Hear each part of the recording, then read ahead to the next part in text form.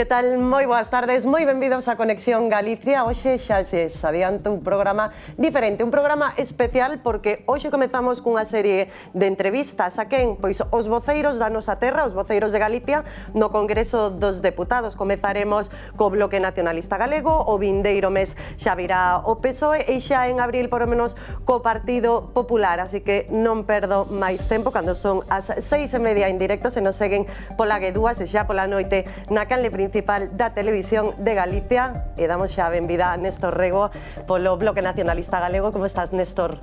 Moi ben, moitísimas grazas. Benvido a que a túa casa. E non estamos sós aquí no plató porque tamén temos os nosos xornalistas de cabeceira do día de hoxe. Vieito Rubido, director del Debate. Hola, boas tardes noites. Boas tardes, noites, depende de cando nos vexan, verdad? Daniel Basteiro, director de Infolibre, como estás? Que tal, María? Boa tarde. Todo ben? Todo estupendo. Perfecto. Bueno, cambiamos hoxe o formato do plató, pero non a esencia, porque o que nos guía é novamente a actualidade e seguimos coa actualidade, pois temos que pasar, sen dúbida, por todas as olladas hoxe postas na mesa do Congreso en esa cuestión de confianza que se admite a trámite, esa exigencia de Junts precisamente para apoiar ese decreto que pasou de ser ómnibus a un pouquiño máis pequeno, non? De 80 a 29. Que opinión lle merece todo isto que aconteceu e como se desenlazou hoxe, sobre todo tendo na conta que Pedro Sánchez xa adiantou que pouco ou nada confía en someterse a esa cuestión? Claro, porque moitas veces nos medios de comunicación falase de que se vai debater a cuestión de confianza e realmente o que se vai debater é unha proposición non de lei de Junts sobre a cuestión de confianza, que é moi diferente. A cuestión de confianza só lle corresponde convocala ao presidente do goberno. En todo caso, unha exigencia de Junts, ou é unha proposta de Junts, unha proposición non de lei, que o lóxico é que sexa debatida, que non sexa bloqueada na mesa, non? Eu teño que decir que o Bloque Nacionalista Galego é moi crítico con moitas actuacións da mesa, que non nos parece que sexan democráticas, que a veces decide non admitir cuestións ou decide pospor de maneira inexplicável e casi indefinida outras, non? Por exemplo, máis unha semana decidiu non fechar o prazo de emendas da lei do Parlamento de Galiza para a transferencia da P9. Por eso lle quería preguntar, porque levan... Isto non ten sentido, non? Creo que son 18 veces xa, non? De apartamentos. Nos solicitamos, unha vez que foi novamente admitida a trámite no Pleno, solicitamos esa mesma semana que fose tramitada por urxencia, diriximos escritos á mesa para que se pechase canto antes o prazo de emendas. Anunciamos, como fixéramos na legislatura anterior, que nós non íamos presentar emendas precisamente para non demorar a tramitación da lei, porque se sae por unanimidade no Parlamento de Galiza, entendemos que está ben, que non hai nada máis que facer en relación con esa lei que tramitala, que aprobala, porque en todo caso é o suficientemente clara e dá tamén a suficiente marxe para que na Comisión Mixta de Transferencias acorden cousas máis concretas. Pero claro, o BNG non está na mesa do Congreso, está o Partido Socialista, está o Partido Popular e está a sumar, non? É unha actuación que eu creo que non é razoável e que en todo caso, máis unha vez, nós o que pedimos é que isto se tramite canto antes. Pero máis alá desta cuestión, como había unha parte moi breve. Non, nada. Ómnibus ou microbús. Sí. A ver, eu creo que o PP cometeu un erro moi grave, PP, Junts e Vox, pero claro, polo que nos toca e por quen ten a principal responsabilidade, lóxicamente, estamos a falar do Partido Popular. Votando en contra da suba das pensións ou votando en contra dos bonos ao transporte con excusas que agora xa se comprobou que eran tal, que non eran argumentos reais senón excusas, non? Porque falaban da devolución do palacete ao PNV ou de protexer os inquinocupas, cando se trataba de devolver un ben incautado ilegalmente por o franquismo coa colaboración dos nazis, ou de protexer as persoas en situación vulnerável frente aos desafiuzamentos, non?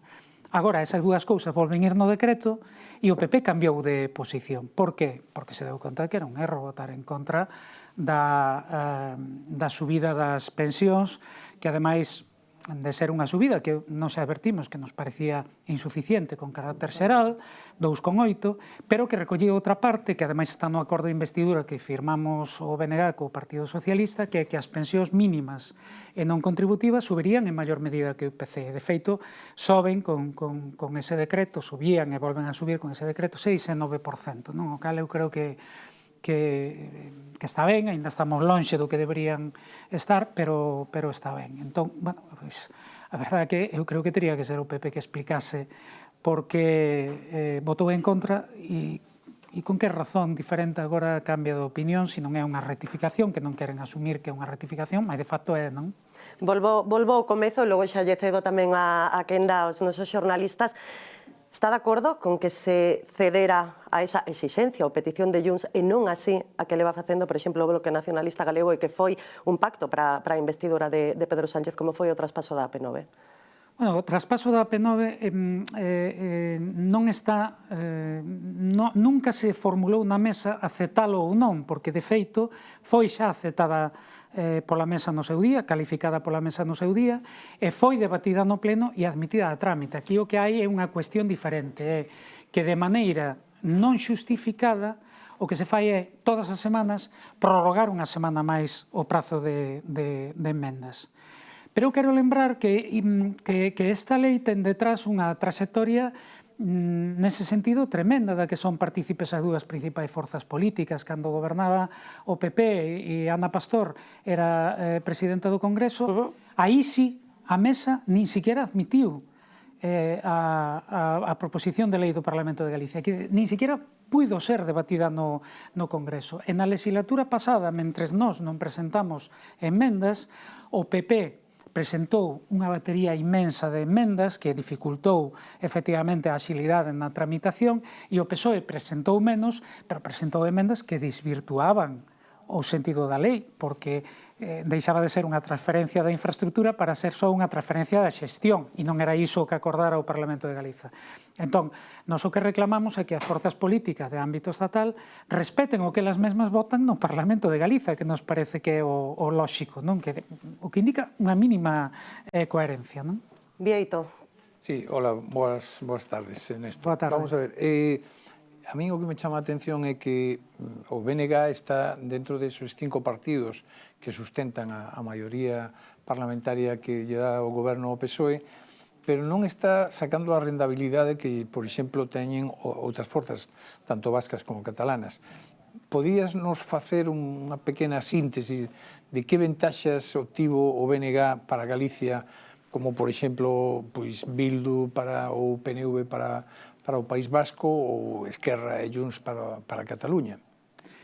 Ben, primeiro, hai unha cuestión, eu estou convencido e efectivamente irei a iso, que sí hai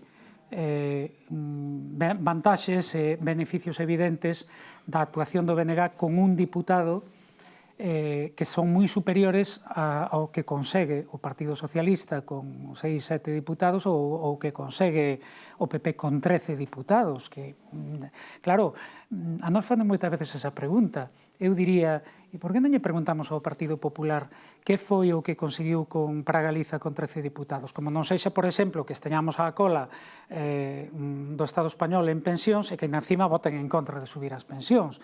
Ourense é a provincia do Estado español coas pensións medias máis baixas. Lugo é a segunda coas pensións medias máis baixas. Pero para alén diso, hai unha cuestión que é clara. No Congreso en Madrid, cando se trata de defender os intereses de Galiza ou cando se trata de defender os intereses do teu país, tamén é verdade que funciona o canto tes, canto vales. Claro, porque antes facíase unha pregunta en relación con Junts.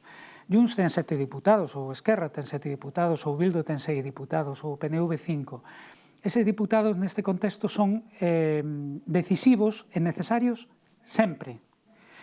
Eu teño a absoluta certeza de que se o BNG tivese 5 diputados, o resultado sería aínda moito máis visible. Mas, en todo caso, nós temos 2 acordos de investidura xa asinados.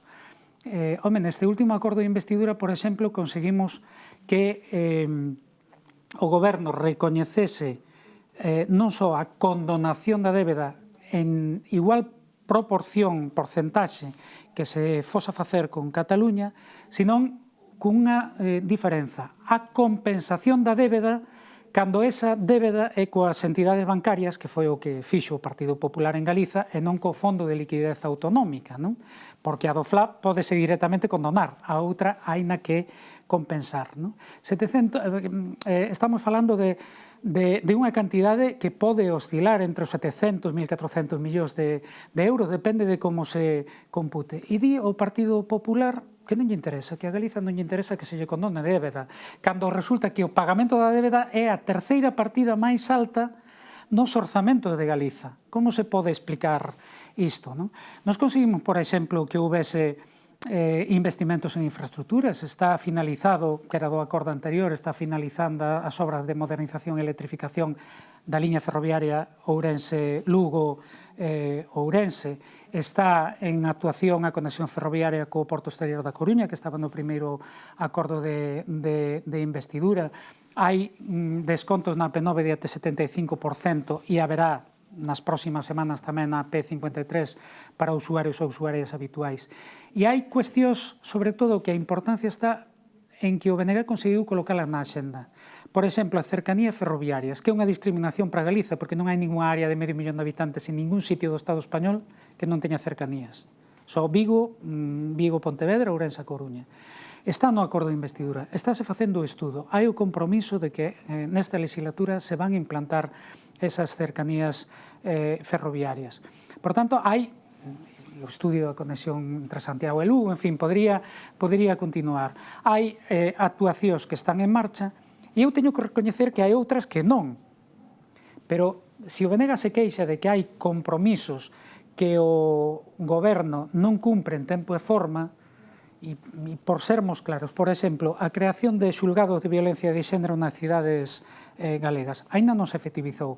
Agora, e como consecuencia do noso voto na Lei de Eficiencia da Xustiza, houve un compromiso complementario de que, aínda que non haxa orzamentos, os 3 primeiros van ser creados no primeiro semestre de 2025. Esperemos que o cumpran. Pero eu tamén constato que forzas políticas que teñen 5, 6 e 7 diputados, das que antes facía referencia, tamén se queixan de que o goberno incumpre moito dos seus compromisos. Dende logo, os que máis están conseguindo polo de agora, polo menos nesta legislatura, son os de Junts, verdad? Basteiro. Desde logo, eu quería preguntar, boa tarde, señor Rego, sobre un asunto que ten moita cobertura e que importa moito en Galicia, como é o tema de Altri. O seu partido está en contra da instalación da pasteira en Palas de Rei, unha manifestación pois en decembro bastante multitudinaria, tamén colectivos ecoloxistas, voces no mesmo territorio. Quería saber se hai algún tipo de marxe ou algún tipo de batalla no ámbito, no eido do Estado parlamentario ou nas súas conversacións co goberno, se vostedes están a facer algún tipo de iniciativa máis alá de esperar os informes preceptivos que se teñen que sustanciar en Galicia e que están chegando á Xunta para que haxa algún tipo de intervención desde o Estado, desde o goberno, desde o Parlamento nesta cuestión. Sí, nos xa lanzamos diversas iniciativas, tanto no Congreso como no Senado, intervencións en comparecencias de ministros. A semana pasada houve aínda unha comparecencia da ministra, a primeira comparecencia, a nova ministra de Transición Ecolóxica, e eu formulei outra vez esta cuestión, porque efectivamente hai unha pata que depende no ámbito institucional do goberno galego, que ademais pois é moi claro que o Partido Popular desde o goberno de Galiza ampara esa industria, a pesar de todas as advertencias, e a outra pata pois tamén está no goberno español, porque Altri ten admitido públicamente que non se instalaría se dos 900 millóns que din que lle custa a instalación non recibe de diñeiro público 250 millóns que ten solicitado do PERTE da descarbonización. Que pasa? Que nós entendemos que non se lle poden dar eses recursos porque é moi evidente, pero por a propia documentación que introduce a empresa, que non cumpre os criterios que a Unión Europea ten establecido para liberar ese fondo de descarbonización, que non haxa unha afectación negativa ás augas, á calidade do ar, que non afecte a biodiversidade, que non afecte a actividade económicas, negativamente actividades económicas ou productivas, e neste caso, pois, se nos opoñemos, e o BNG se opón, non é porque esteamos en contra da industrialización, como di o Partido Popular, todo o contrario.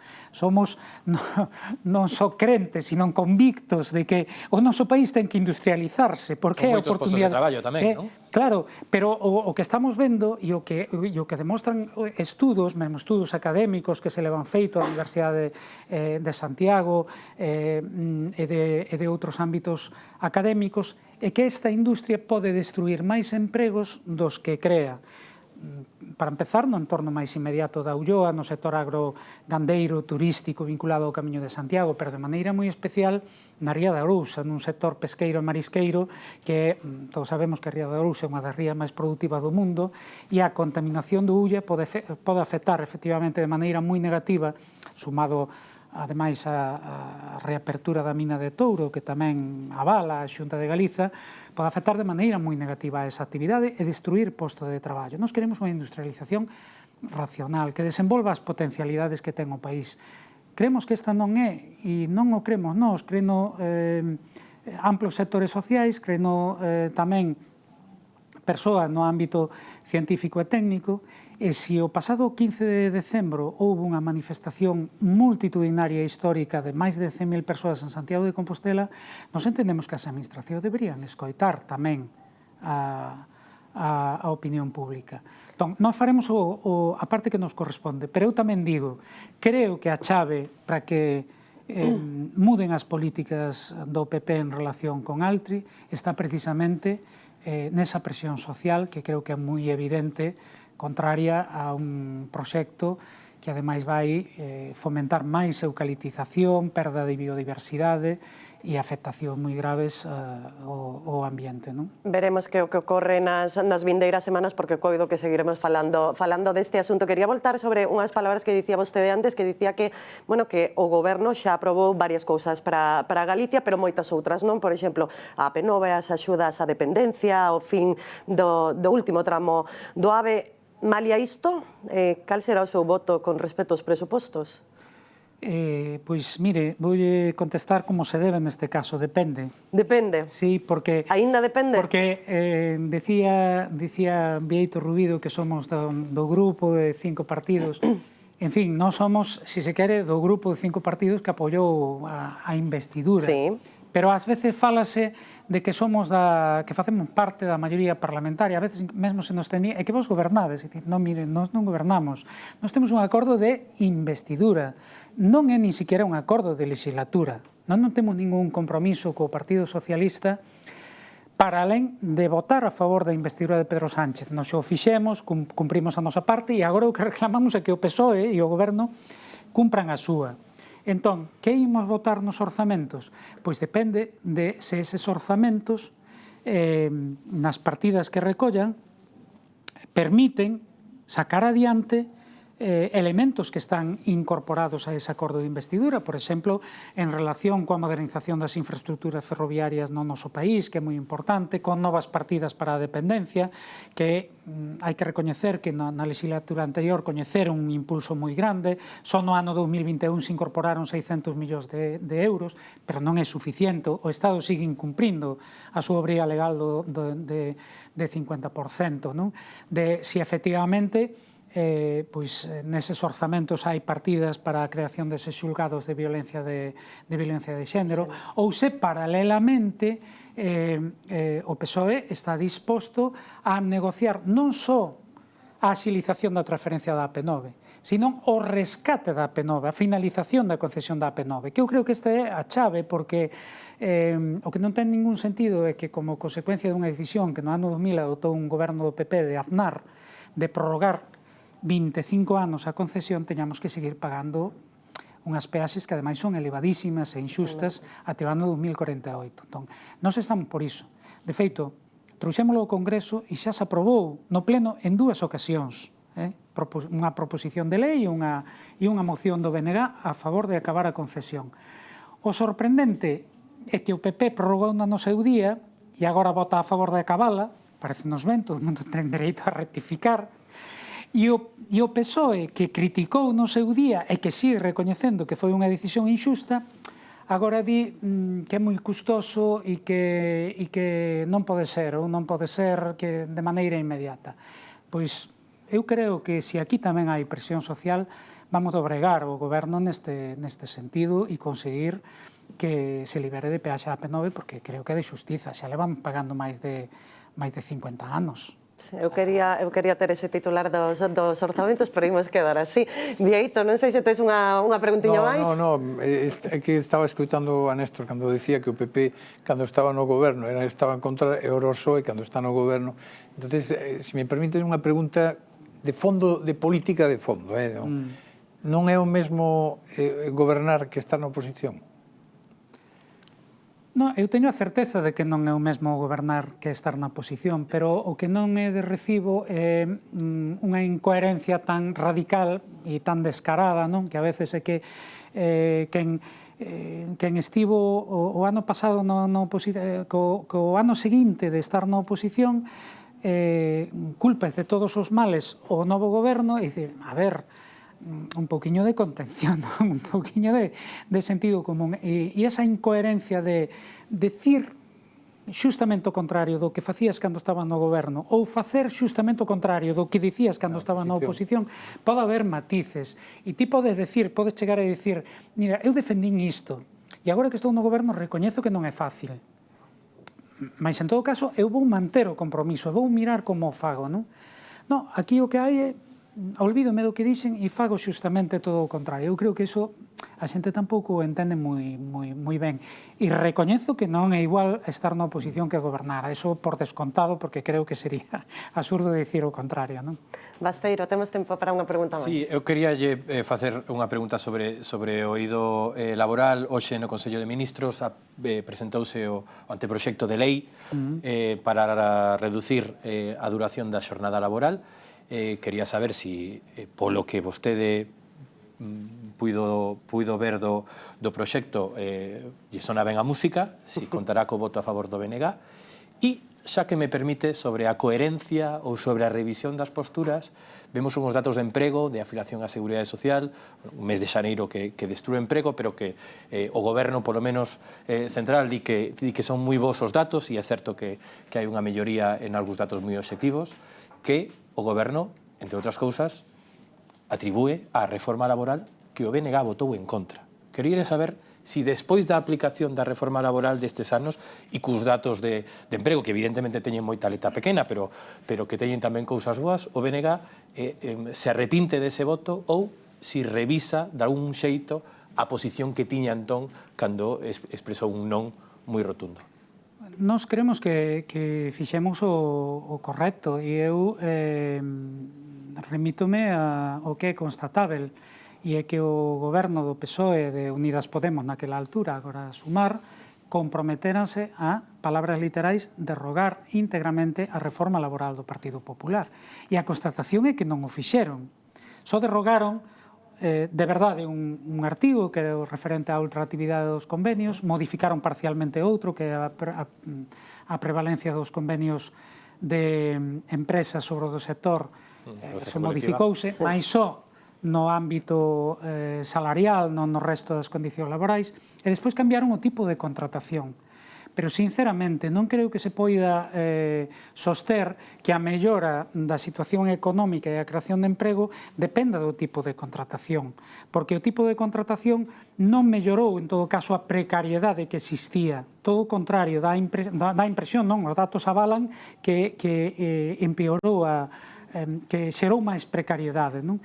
Porque introduciron un contrato fixo discontinuo que, do punto de vista estatístico, computa como un contrato indefinido, pois que, do punto de vista práctico, non quere dicir que a xente traballe máis meses dos que traballaba. E a propia propia eliminación dos contratos temporais xerou algunhas dificultades que despois houve que ir corrixindo. O problema non era que existise, digamos, a fórmula de contrato temporal. O problema era o abuso que se facía desa contratación. Exactamente igual que agora se está facendo dos contratos fixos discontinuos, non? Por tanto, nós o que creemos, e a propia ministra recoñeceu con posterioridade, que había cousas da reforma laboral do PP que eran inxustas e que había que modificar. Por exemplo, a facilidade para despedir e o abaratamento dos despidos. Se isto recoñece un ano despois a ministra, pois nós seguimos dicindo, tiñan que telo feito nese momento. De calquera forma, en relación coa reducción da xornada, está ben, pero a nos parecenos insuficiente. Non quero... 37,5 a semana son insuficientes. Pero por unha razón, explico, non quero que se entenda, é que como está na oposición é moi fácil falar, non? Vexamos, hoxe as 37 horas e media xa son xerais, por exemplo, en toda a administración pública. Hai sectores da administración pública importantes que teñen 35 horas xa. Hai moitas empresas que teñen por convenio xa 37 horas e media. Hai países europeos, a maioría dos países europeos están en menos das 38 horas xa, e moitos, como o caso, bueno, moitos non, algún, como o caso de Francia, que ten por lei 35 horas, ou Alemanha, que aínda que non ten un límite legal, ten de facto tamén alrededor das 35 horas. Entón, do noso punto de vista, había que ser máis ambicioso, con independencia de que se establecese, digamos, elementos de implantación que fosen razonables e fosen asumibles. Pode haber unha preocupación polo como isto afecta a pequena e media empresa? Claro que sí, pero a cuestión chave está en ser conscientes de si a reducción de xornada implica reducción de produtividade ou non. E polos estudos que nós temos visto, pois resulta que non, que a reducción de xornada non implica perda de produtividade. É dicir, a xente traballa máis a gusto, está menos cansada, está menos estresada e acaba producindo igual ou máis, non? Por lo tanto, iso non tería que ser un problema para as pequenas e medias empresas. Veremos como vai mudando todo porque, polo menos, estamos falando dun anteproxecto de lei, aínda quedan moitos meses. É insuficiente. Se non se mellora o texto, o Goberno non fará ben en contar co voto a favor do BNG? Non, eu non estou prexulgando que vai ser o voto do BNG. É evidente que para moitas traballadores e traballadoras vai ser que están aínda nas 40 horas vai ser unha mellora, non?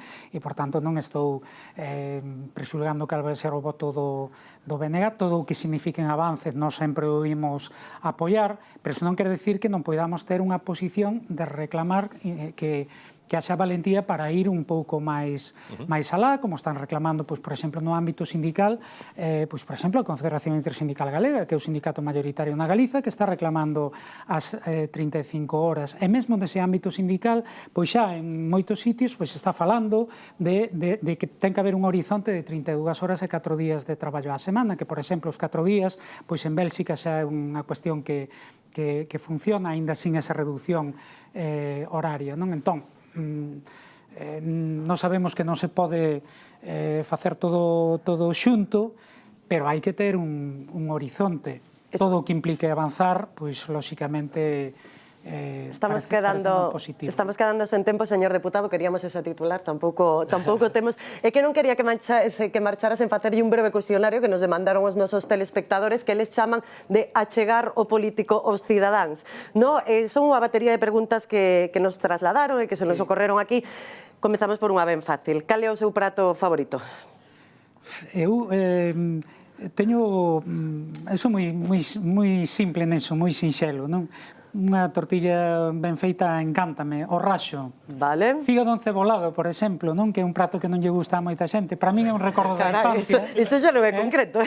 Non, sí, porque é un recordo da infancia de cando se mataba o porco e o primeiro que se comía. Tomábamos moito... Tamén, non? Sí, antes tomábase máis. Pero eu tomei moito fígado. Un recuncho de Galicia para perderse. Eu son da Mariña, Viveiro, e eu creo que é un sitio extraordinario para perderse, e a miña aldea en que nací, no Concello do Vicedo, na parroquia de Cabanas, pois tamén, que é un lugar magnífico para desconectar absolutamente de todo. Perfecto. O último libro que leu?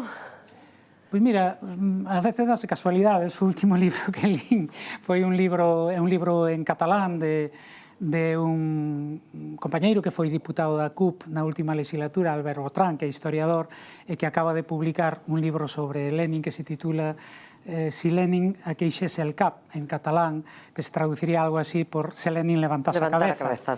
Sí. Unha película. Unha película.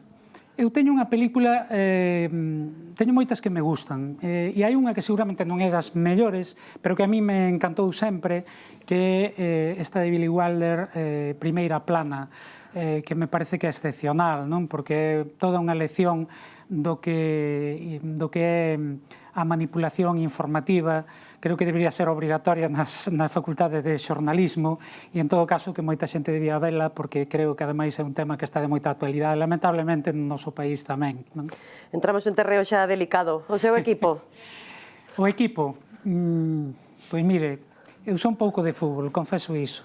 En todo caso, diría que a selección galega, pero como non é un equipo, eu, como non son de fútbol, por patriotismo, diría que son dos que prefiro sempre que gañen os equipos galegos. Non se pode ser do Dépor e do Celta, eh? Hai xente que di que non. En todo caso, e cando hai un derbi, pois que gaño mellor. O medo do Dépor e do Celta é que non lle gustou Malo, é que non lle gustou o gustou. fútbol. Eu xa confeso que é así. Un político nacional co que iría de cañas. Nacional galego, refíreste. Nacional do Congreso dos Deputados que vostede ven representando. Entón, un político do Congreso dos Deputados que o quería de cañas. Hai moita xente coa quería de cañas, e co que xa teño ido de cañas cos compañeiros e compañeiras. Pedimoslle un. Un? Pois non sei, pois con Iñaki de Bildu iría de cañas. É unha persoa moi afable, unha persoa encantadora, Iñaki Ruiz de Pinedo, e evidentemente xa fun algunha vez e iría de cañas con el en calquera momento. Moi ben, señor deputado, moitísimas grazas por acompañarnos hoxe aquí no Conexión Galicia. Moitísimas grazas a vos. Grazas a vos, grazas tamén a vos dous que nos vemos agora mesmo. E grazas tamén a todos vostedes por estar esta primeira media hora do programa. Xa saben que teremos unha nova cita con un novo político tamén, será o senador César Mogo do Partido Socialista xa no vindeiro mes, no mes de marzo. E agora deixámoslle cun adianto do que imos falar a continuación desta mesa. Vexamos.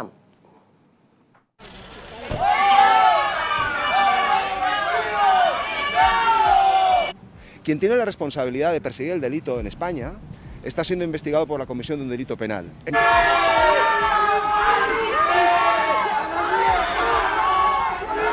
Aquí, sin duda, el Partido Popular está atacando sin piedad a un fiscal que contó la verdad y persiguió el delito, fíjese. Señora Rodríguez, ¿va a contestar a las preguntas del juez Ángel Hurtado?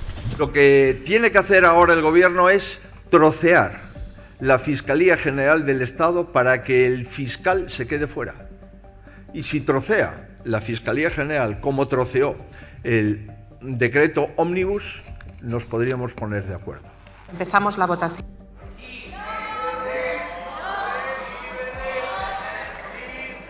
Hoy quiero informarles de que tras una larga negociación, el Consejo de Ministros ha aprobado un nuevo Real Decreto Ley Social.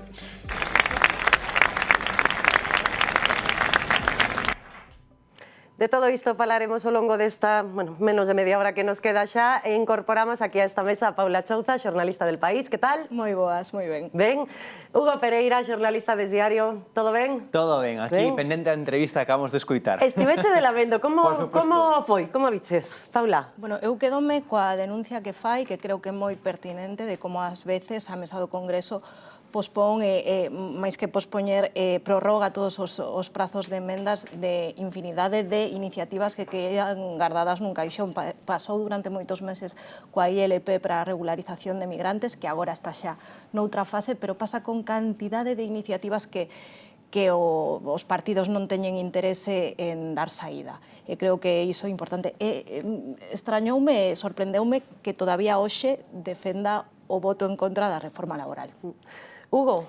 Sí, eu, sobre todo, incidiría, salientaría esas primeiras preguntas que lle facías, non, ao diputado BNG, de por que non se fai notar tanto, a diferencia dos socios de investidura de Pedro Sánchez, non? Eu creo que tamén non se fai notar tanto porque saben perfectamente, no BNG, isto é unha cuestión máis de calado, máis de fondo, saben que teñen en Galicia moito voto roubado do Partido Socialista. É dicir, comprobamos nesas últimas eleccións en Galicia, do 18 de febreiro, que o PSOE obtivo un resultado mínimo, non? Mínimo, históricamente mínimo, non? Co cal ten moito voto roubado, saben perfectamente que teñen que navegar entre as augas dos máis que defenden o nacionalismo, incluso ata a independencia de Galicia, fronte a ese voto roubado do PSOE que é moito máis moderado, non? Ana Pontón intenta sempre equilibrar a balanza nese sentido. Eu creo que non se poden facer notar tanto como Junts ou como RC, como socios tamén nacionalistas de mistura de Pedro Sánchez, porque sencillamente teñen un voto roubado do PSOE. Me quedaría, salentaría tamén ese apunte. Vale, faltaron los titulares, non? Bueno, eso de que lle gusta o fígado encebólado, a mí parece un non titular sabía de que o titular o íamos a sacar do cuestionario final. Non, desde logo, pero... Bueno, esa actitud tamén tan angelical do Depor e do Celta tampouco é... Tampouco está mal, non? Tampouco está mal. Pero, bueno, o da reforma laboral... Foi curioso. No, é que eu creo que efectivamente a reforma que se invoca con tanta frecuencia fixose unha gran... No, modificáronse moi pouco. É certo que a celebración foi tal que parecía que se aprobaba os dereitos humanos, a Declaración de Dereitos Humanos. Acordome aqueles abrazos de Yolanda con Sánchez e tal, pero a verdade é que foi moi pouquiño que reformaron. Sí, é certo. De feito, eu lembro como os da COE decían, no, hai que apoiarlo porque é unha reforma que asumimos perfectamente. É verdad. Cambiamos de tema porque quero xa que avancemos na actualidade, volvemos outra vez a esta mañá no Congreso, nesa mesa do Congreso, esa cuestión de confianza, esa exixencia dos de Puigdemont xa está en marcha, agora haberá que saber se se tramita ou non, se Pedro Sánchez se somete a ela, vos os dous pasachedes esta mañá inteira no Congreso, cal era a sensación nos corredores? Bueno, a sensación era que pasou o que xa tiña que pasar, o que xa tiña que ter pasado hai tempo, pero botaban patadón para arriba e non tomaban a decisión. Bueno, é froito do acordo con Junts para aprobar o decreto Ómnibus, e a partir de aquí que a esperanza do goberno é que finalmente non se chegue a debatir, que a relación non vou dicir socio, porque creo que Junts non é un socio, pero con dos partidos que investiron a Sánchez mellore, e que non faga falta ou non se debata no pleno, incluso que poida ser derivada a unha comisión. Pero, bueno, está por ver como se resolve o asunto. Aquí a cuestión é ata que punto avanzan as negociacións na transferencia das competencias en materia de migración. E hai moito recelo sobre o que se pode e o que non se pode, porque o reglamento tamén é claro no control de fronteiras, e Junts é un partido que ideolóxicamente en temas migratorios non está demasiado próximo ao goberno. Hai que lembrar que co PP e con Vox tumbou a admisión a trámite da reforma do Reglamento de Estranxería para facer obligatorio o reparto de menores migrantes entre as comunidades. Pero pode ser que Junts, que foi o que exixiu que isto se levara a cabo, agora votar en contra? Bueno, esa é outra das esperanzas, non? Hasta dicir, Paula, a primeira é que directamente non se chegue a ese pleno no Congreso, que, por certo, ese pleno é o que tamén máis preocupa ao goberno, é dicir, desde logo a prerrogativa de convocar, de registrar unha cuestión de confianza propia do presidente do goberno, pero, claro, aínda que sexa unha PNL que insta o goberno a, dende logo, ese debate tamén perxudica ao propio goberno, porque ese debate da PNL sería, por así decirlo, como unha cuestión de confianza encuberta, non? Como un debate da cuestión de confianza encuberta. Iso lle preocupa ao goberno. Parece que a tenor desas modificacións lixeiras do texto, non, de Junts, da PNL, pois a tenor diso, o que é evidente que o que máis quere Junts é ese debate, ese pleno, non? Ese pleno que ao final tamén poderán usar incluso ata nivel de presión. En canto a pregunta que me facías, María, pois sí, tamén está a esperanza de que, aínda que se manteña ese pleno que parece que quere Junts, hai a posibilidade de que Junts acabe votando que non a súa propia PNL. Isto xa algo que se fala sería kafkiano, pero ese rumor ou esa esperanza, mellor dito, está polos pasillos do Congreso. Que Junts acabe votando, evidentemente a través de negociacións que poda manter o goberno e o PSOE nestes próximos días con Junts, pois acabe votando que non a súa propia PNL. Eso está aí enriba da mesa. É alucinante, non? É realmente alucinante todo o que está a acontecer ao redor desta moción de confianza, que non é o que se vai debater como tal, e isto hai que explicarlo ben. É dicir, unha moción de confianza só se celebra se o presidente do goberno a pide.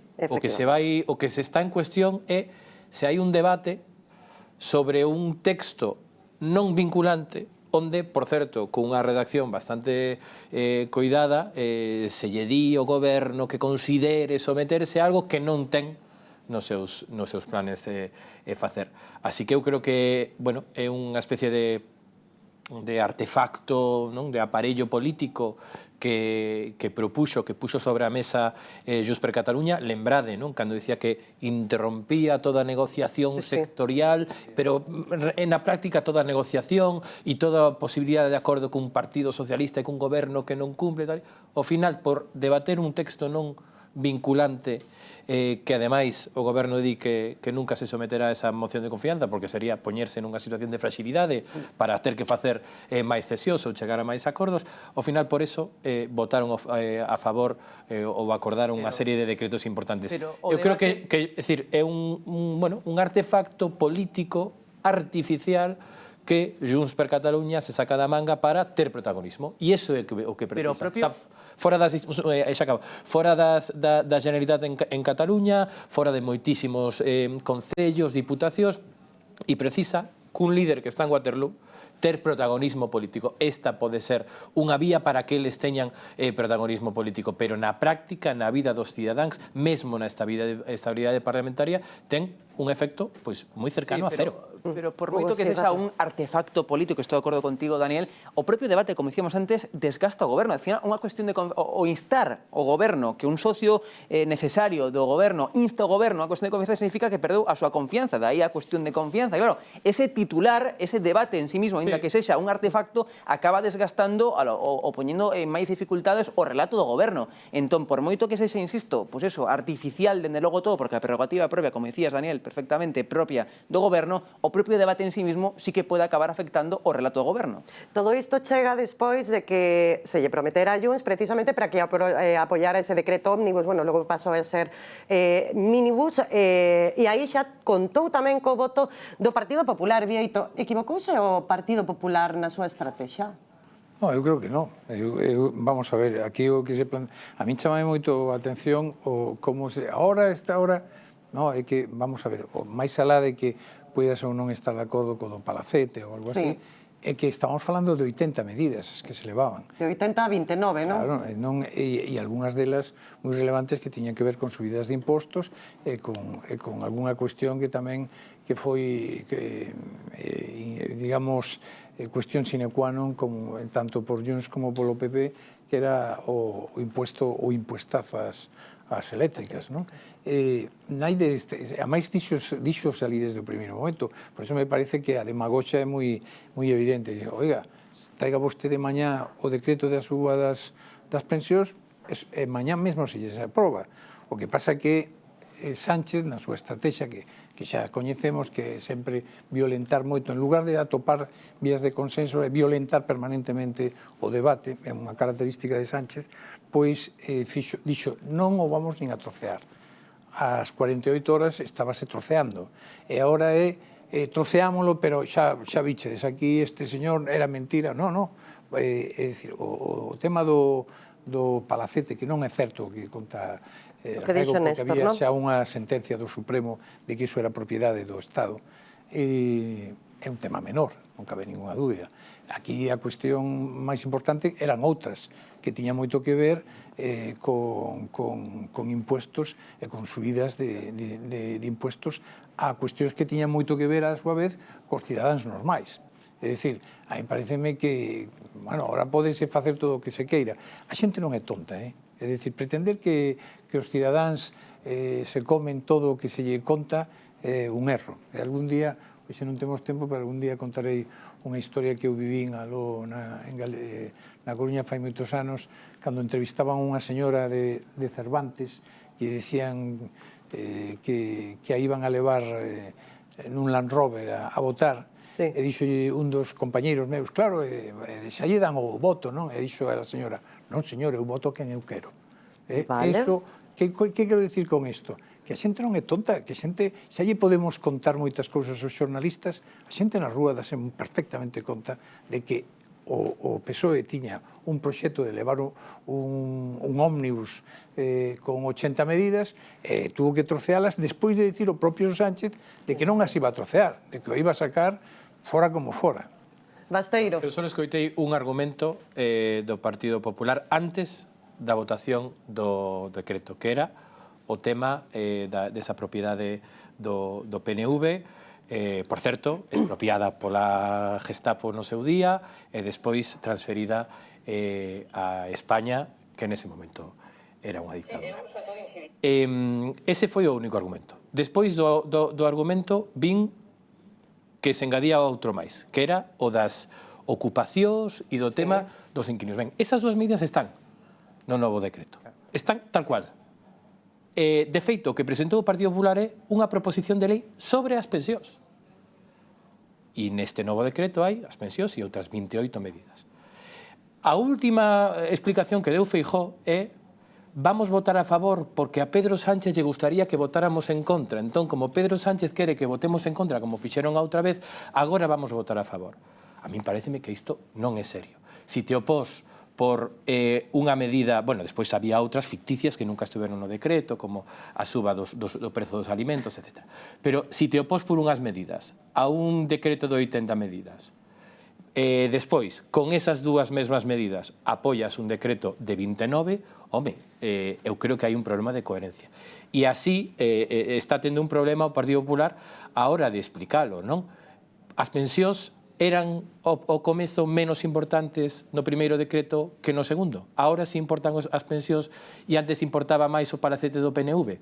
Creo que hai un problema de coherencia desde o meu punto de vista, bastante importante. Primeiro Paula e logo Hugo, deixamos xa este tema. Sí, coido que poucas victorias parlamentarias se lle poden achacar ao goberno nesta última legislatura, pero creo que a negociación dos últimos días foi positiva finalmente para o goberno, porque realmente pois a cesión que se lle fixo a Junts foi moi menor, e, sen embargo, creo que o PP demostrou que non tiña estrategia clara.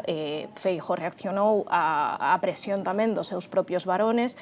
A cuestión do palacete, claro que foi importante, ou eles esgrimían que era clave.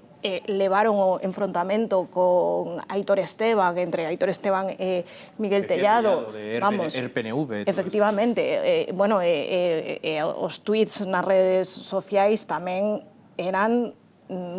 cruzaban unha liña na relación entre os dous partidos. E, de feito, Mazón queixouse de que se deixaran fora algunhas das medidas económicas ou da actualización das entregas a conta.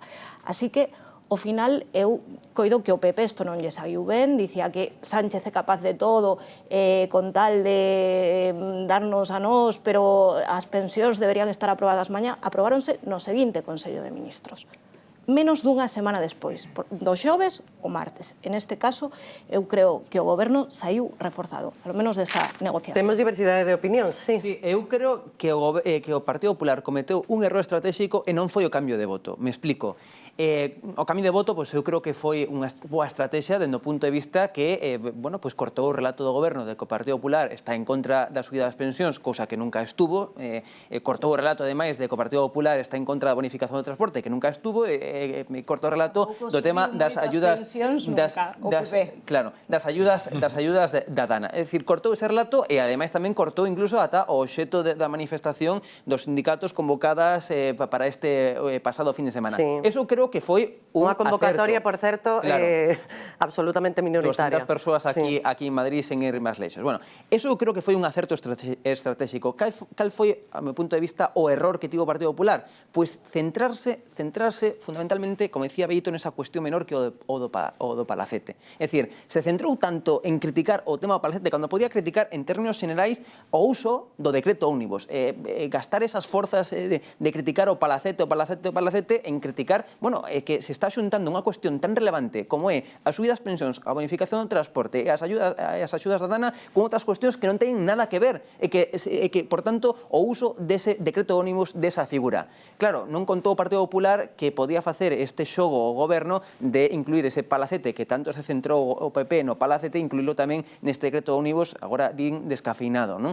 Entón, claro, creo que ese foi o principal error, centrarse nunha cuestión menor, como estaba a dicir Vieito, que estou de acordo, que é o tema palacete e non criticar o conxunto que o decreto ómnibus e que ahora tería máis fácil para explicar o seu cambio de voto nese sentido. Pasa que si se centrou tanto no Palacete e está nos dous, no que non se centrou quero que foi nas cambiemos, pensións. xa está, quero que cambiemos de tema, porque hoxe, como tivemos media hora menos, quero que sigamos avanzando na actualidade, quero que marchemos aos xulgados, porque hoxe pola mañá coñecíamos que o xuíz imputa a asesora de Moncloa, a Cristina Álvarez, acusada xa de 2 delitos, tráfico de influencias e tamén corrupción nos negocios, pide que se rastrexen todas as chamadas coa Universidade Complutense, con diferentes empresas que poderían estar vinculadas coa cátedra de Begoña Gómez, e hoxe no Consello de Ministros, na rolda posterior ao Consello de Ministros, escoitamos a voceira dicir que non hai caso, Bieito.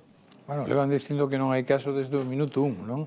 E, sin embargo, que neste todo o que ten que ver tanto a Begoña como o irmán, pois me parece que se levan pronunciado cerca de 18 magistrados distintos, entre os 2 xuíces que o levan, máis a distintos tribunais das audiencias que tiveron que rectificar, incluso desdeñar, neste caso, 2 querellas que presentou o propio Sánchez, non? Xa son moitos xuíces de distinta extracción, porque xa o demostrou a presidenta do Consello do Poder Xudicial o outro día en Barcelona, dando os datos estadísticos da extracción social dos xuíces hoxe en España. O 70% dos xuíces non tiñan ni siquiera familia no mundo xurídico. Por tanto, é moi sorprendente esa contumacia da voceira, neste caso, do goberno, pero tamén de outros moitos membros do goberno dicindo que non hai caso. Non hai caso, pero unha mala relación ca realidade. O caso é que cada día se imputa e entra no sumario outro persoeiro máis, non? Nos na redacción temos unha frase que igual sobre a 1:30 sai un novo auto e xa temos que cambiar toda a escaleta. Non sei se vos tedes esa parecer tamén, non? Totalmente, 3 cuestións. É a cuarta persoa que entra como testemunha e acaba sendo imputada despois do exconselleiro Güemes, do empresario Carlos Barrabés e do reitor da Complutense. O reitor, efectivamente. Joaquín Goyache. Segundo, o xuíz cambiou de opinión hai 19 días, non vía necesidade algunha ou necesidade ou conexión para que Cristina Álvarez pasara a condición de imputada. E terceiro, non o xustifica hoxe, non fai unha xustificación. Despacha o asunto nun único parágrafo no que non explica agora que o que motiva que esta muller, a asesora, sexa imputada. Eu coido que seguiremos así, abrindo liñas de investigación, imputando a xente, probablemente moitos meses, incluso máis dun ano, ata que haxa as próximas eleccións xerais. Esta é a miña impresión, e que pasará como pasou con outros casos, como o caso Neurona, que acabará arquivado. Hugo. Bueno, veremos en como vai fluindo a investigación. O que está claro que aquí o que hai que determinar en canto a este alto cargo de Moncloa, haberá que determinar da que punto ese envío do email para pedir patrocinio para Begoña Gómez, para, digamos, o ámbito privado, os negocios de Begoña Gómez, é función propia dunha asesora, non? É certo, isto decía o goberno, o recomento. Claro, todas as parellas dos presidentes do goberno tiveron unha asesora, é certo, todas, pero unha cousa é ter unha asesora para, un asesor, para cuestións de viaxes ou para organización de actos propias da parella do presidente do goberno, eso está perfecto, de forma histórica en democracia se viu esa figura da asesora ou asesor da parella do presidente do goberno. O que ata agora non hai constancia, o que eu saiba é que a asesora ou asesor da parella do presidente do goberno se dedicaba tamén a cuestións de ámbito absolutamente privados, a asesorar ou a axudar en cuestións de ámbito absolutamente privado da parella do presidente do goberno. Veremos ata que punto, polo tanto, nese sentido, é legal ou ilegal o que fixo. Eu non o sei, non son xuiz, en presunción de inocencia, dende logo, pero isto a cuestión creo que é fundamental aquí que hai que determinar. Estamos aprendendo moitísimo de leis estes meses. Sí, desde logo que estamos aprendendo. De dereito procesal. De verdad que sí. Sí, o cal é rechamante, non? Cando precisas un catedrático de dereito procesal para entender, non, en que momento están os xuizos e que xa estamos un nivel de detalle que non sei se todo o mundo nos entende cando falamos destas cousas. Eu pasaba con a prima de riesgo. Sí. Eu creo que xa, neste momento xa, casi antes de emitir ningún punto de vista, eu casi me esperaría ao final. Por que? Porque aquí temos unha instrucción moi criticada, unha instrucción, por certo, con algúns erros e mesmo algúns toques de atención por parte das instancias superiores, tamén da validación de algunhas das liñas de investigación que eran moi contestadas por Begoña Gómez e pola Fiscalía, un caso que, bueno, xorde de onde ven, por quen o denuncia, por este tipo, estos pseudosindicatos que se dedican a emitir querelas e denuncias en cantidades moi abundantes, e eu estou con Paula, é dicir, caso hai porque é evidente que se está instruindo en base a supostos indicios, pero que non hai ata agora probas concluintes que todo o mundo poida ver que apuntan a unha culpabilidade fora de toda dúbida, ou que hai unha investigación que se está a prolongar moito, que evidentemente temos que respectar, pero que sabemos que ten unha motivación política, que na inicia non son precisamente neutrais e limpos defensores da xustiza en España, sino xente que lle ten animadversión confesa ao presidente do goberno e as ideas progresistas, e o que temos é unha instrucción moi longa. Eu tampouco descarto, así o creen, por exemplo, na Moncloa, dicen, no momento en que Pedro Sánchez deixe de ser presidente, non vos preocupedes que estes casos xa, para empezar, deixan de importar, evidentemente, perde foco informativo, pero ademais seguramente queden en nada. Eu creo que aquí mezclase todo. Non digo eu que non haxa motivos para investigar, que o xuiz investigue, respeto á xustiza, pero a xustiza ahora mesmo está aguantando moito. Eu creo que demais, sen que haxa a toda agora, pois esa pistola non que fumea e que dis, aquí está, é culpable. No, é que me chama moito a atención a doble vara de medir. Eu recordo, lembro o caso Púnica, que a máis chegue os fiscais e xa decían esas mesmas cousas, exactamente as mesmas. Oye, Lucía Figar, que a obligaron a deixar de ser conselleira de Educación da Comunidade de Madrid, por un contrato que eran 1.500 euros ao mes, que era, non sei, bueno, había un suposto aproveitamento de imaxe que é difícil de medir, e imputáronse a 98 persoas, 98 persoas. E ao final quedaron imputadas 8. Claro, é dicir, daquela non vos escoitaba nada. No, claro, claro que hai casos e casos. Por exemplo, miro o caso Coldo. Hai compras de pisos, de inmobles, quería tamén falar do caso Coldo, pero non sei se poderemos, do caso Ábalos. Empresarios que recoñecían no xulgado mordidas e subornos. Non había unha sentenza, pero había cousas que todo o mundo podía entender e afectaban, neste caso, o Partido Socialista e o Partido Popular, que estaban moi claras. Neste caso non é así. Non, non é así. Eu creo que non. Bueno, son dous pareceres diferentes. Non sei se hai... A xente na rúa non o ve da mesma maneira. Non sei se hai... Despois chamarlle progresista. Eu pediríache... Bueno, podes facer o que queiras.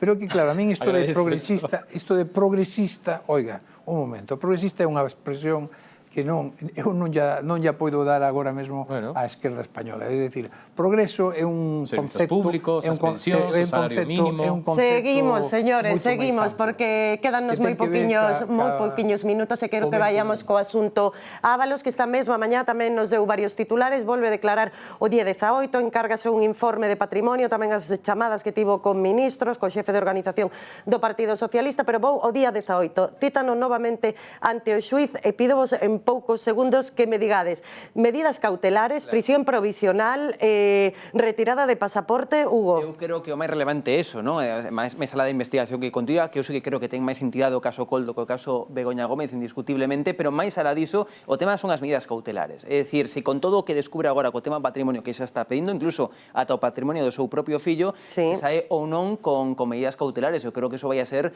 o significativo. Desde logo, verei imaxe de José Luis Ábalos, exministro, persoa da máxima confianza de Pedro Sánchez a nivel de partido e a nivel de goberno no seu momento, se sabe con medidas cautelares, por exemplo, prisión, vai a ser a imaxe bastante impactante. Sí. Paula. A min pareceme unha vergoña que manteña a acta de deputado cando todo o mundo sabe que non está a exercer de deputado, está a defenderse a sí mesmo, agora perdeu a condición de aforado, o único sentido que ten é seguir cobrando por un posto que non exerce e ademais representando os valenciáns polo que foi o seu antigo partido que tanto loitou contra a corrupción na Comunidade Valenciana, vamos. Basteiro e Bieito, en 15 segundos, pode eu ser creo que a así? trama abrangue claramente o Ministerio de Transportes, ele era o titular, el tiña ese tipo de asesores e temos bastante información. Ábalos ten un grado de responsabilidade, que non sei ata onde chega o que se poderá aprobar, pero Ábalos ten responsabilidade clara neste caso.